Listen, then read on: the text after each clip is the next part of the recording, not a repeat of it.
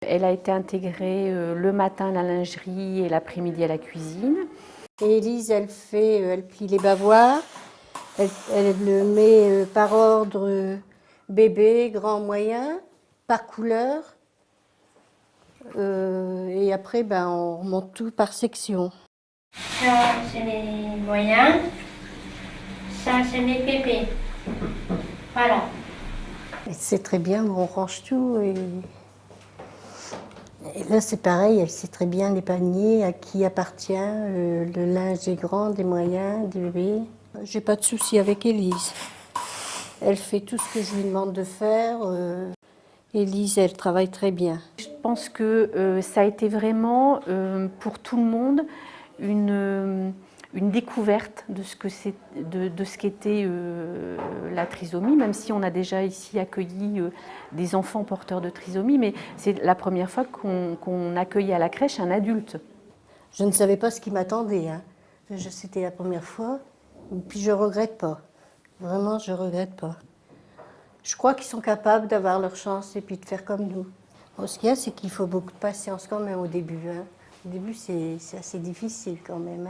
Il faut expliquer beaucoup, il faut toujours répéter. On s'est rendu compte qu'avec Élise, tout devait être préparé, anticipé. Il n'y avait pas beaucoup de place par rapport à des événements entre guillemets un peu surprises. Quelquefois, elle se bloquait pour des choses pas fondamentales, telles que par exemple changer des chaussures, puisqu'il fallait qu'elle change de chaussures pour prendre son poste de travail, et que mettre des chaussures à lacets pour elle c'était compliqué, donc il arrivait des moments où elle se butait sur ça. C'était difficile au début et que maintenant c'est des situations qu'on vit de moins en moins.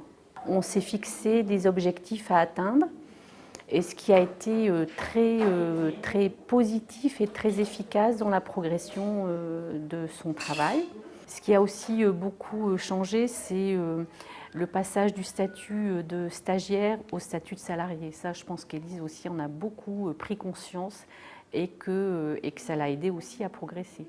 Maintenant, je suis assez convaincue que la seule volonté ne suffit pas. Il faut vraiment qu'il y ait un investissement essentiel du tuteur.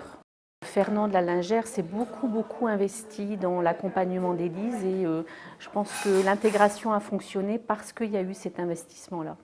Très vite, il y a eu beaucoup de liens entre Élise et les différents membres de l'équipe, puisqu'elle a été très vite reconnue. Et je pense que ça aussi, ça a beaucoup aidé l'intégration d'Élise. Elle a un contact effectivement tous les jours avec les enfants, puisque c'est elle qui est chargée, avec Fernande, d'aller chercher le linge dans les différents groupes de vie et d'aller aussi porter ensuite le linge qui a été lavé et repassé. Donc de ce fait, tous les jours, elle a un contact avec les groupes et avec les enfants. Les parents d'Élise parfois disent que quand elle se promène en ville, elle reconnaît des enfants de la crèche et que volontiers elle s'arrête, elle discute et elle discute aussi avec les parents. C'est vraiment une source d'épanouissement, ça c'est sûr. Elle fait partie de notre équipe. Effectivement, ça a apporté à l'équipe une attention différente, tout en se rendant compte que c'était pas infranchissable, c'était pas un travail phénoménal. Au quotidien, c'est pas, en tout cas pour le reste de l'équipe, c'est pas quelque chose non plus de compliqué.